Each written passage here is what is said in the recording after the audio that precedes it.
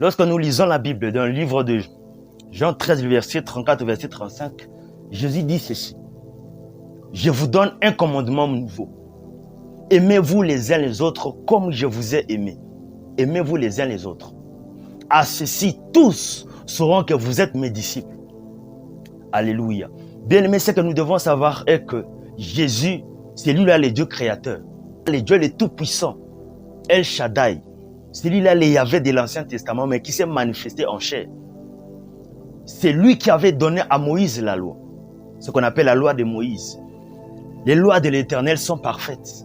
Il n'y a aucune défaillance dans ces choses. Parce que Dieu est juste. Voilà pourquoi lorsque nous lisons la Bible dit que Dieu est le juste juge.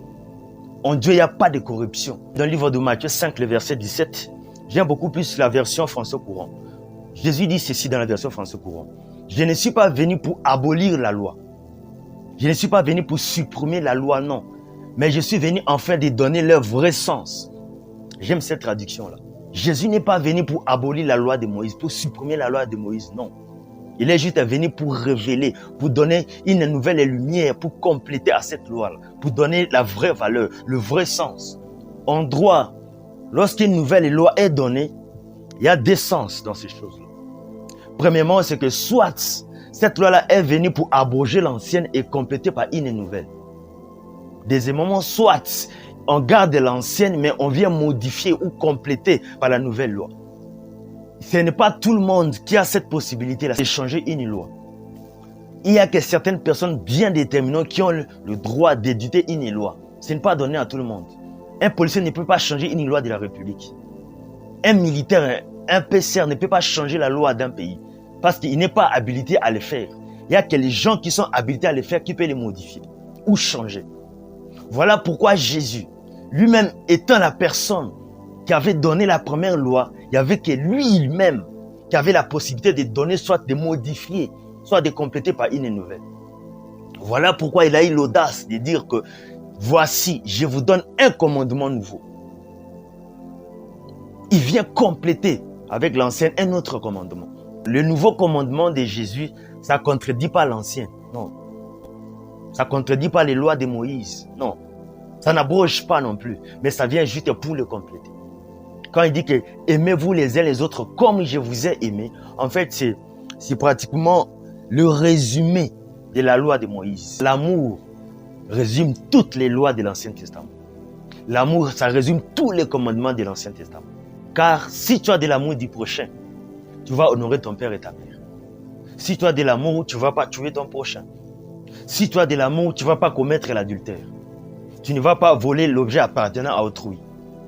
Si tu as de l'amour en toi, tu ne vas pas faire des faux témoignages. Si tu as de l'amour en toi, tu ne vas pas convoiter les choses qui ne t'appartiennent pas. C'est ça le résumé. En fait, l'amour, c'est le résumé de toutes ces choses-là. C'est la base. Jésus lui-même a donné un exemple en aimant ses disciples. Voilà pourquoi il a dit, comme je vous ai aimé. Lui-même, il donne un exemple et il dit à ses disciples de faire aussi pareil. De faire aussi comme lui. Et lorsque nous lisons la Bible dans le livre de Jean 15, le verset 16, Jésus dit, ce n'est pas vous qui m'avez choisi, mais c'est moi qui vous ai choisi et établi. En fait, lui, il a donné l'exemple. C'est lui qui a commencé à choisir, à aimer.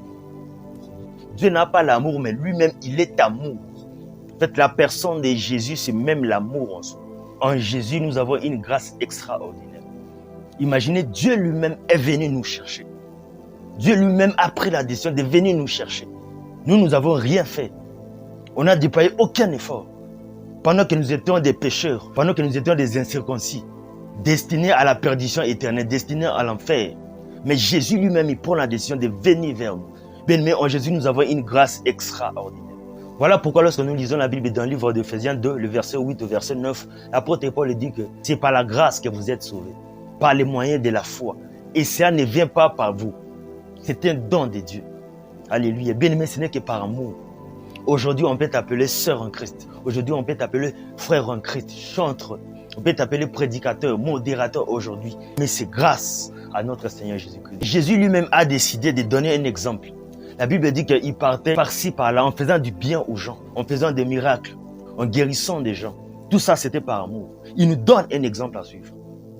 Et voilà pourquoi lui aussi, il nous recommande qu'on puisse aussi aimer les autres comme lui, il a fait pour nous. Il est notre exemple à suivre. Bien aimé, la foi chrétienne est une foi d'amour. Si tu n'as pas l'amour en toi, bien aimé, tu n'es pas de Dieu.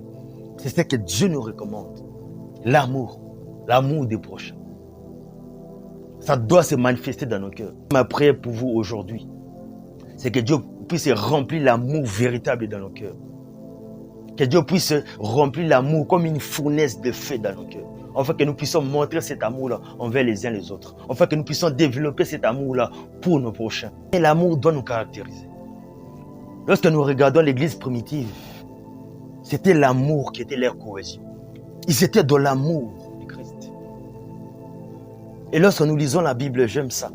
Cette histoire, lorsque l'apôtre Paul était en Éphèse, lorsqu'il a voulu voyager en Jérusalem, la Bible dit qu'il appelle tous les anciens. Et il leur dit, il leur parle des mots de revoir. Il dit, je pars, je ne sais pas si on s'y reverra un jour. Mais bien aimé, quelque chose d'émouvant se passe. Dans Acte 20, verset 37, la Bible dit qu'ils fondirent tous en larmes. Et ils se jetaient sur le cou de l'apôtre Paul. En fait, ils s'aimaient tellement.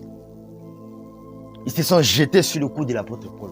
Bien aimé, quel amour. Ils étaient en train de pleurer. Et l'apôtre Paul et les anciens, ils pleuraient à cause de l'amour qui coulait dans leur cœur. On voit quelqu'un comme Pierre. Pierre aimait Jésus à un niveau jusqu'à ce qu'il était même prêt à mourir pour lui. Et comme preuve, à la fin de sa vie, il était mort à cause de l'évangile. Voilà pourquoi Jésus lui a demandé, est-ce que Pierre, m'aimes-tu? Il a dit que Seigneur, tu sais que je t'aime. Et beaucoup de gens aujourd'hui disent que mais oui, ils n'aiment pas Jésus assez parce que s'il aimait réellement, il n'allait pas les trahir. Non, ça, beaucoup de gens font erreur. Bien aimé, j'aimerais un peu vous expliquer cette chose-là. Les mystères-là de la trahison, qu'est-ce qui s'est passé? Pierre aimait réellement Jésus. Le fait de les trahir ne dit pas qu'il n'aimait pas Jésus, non.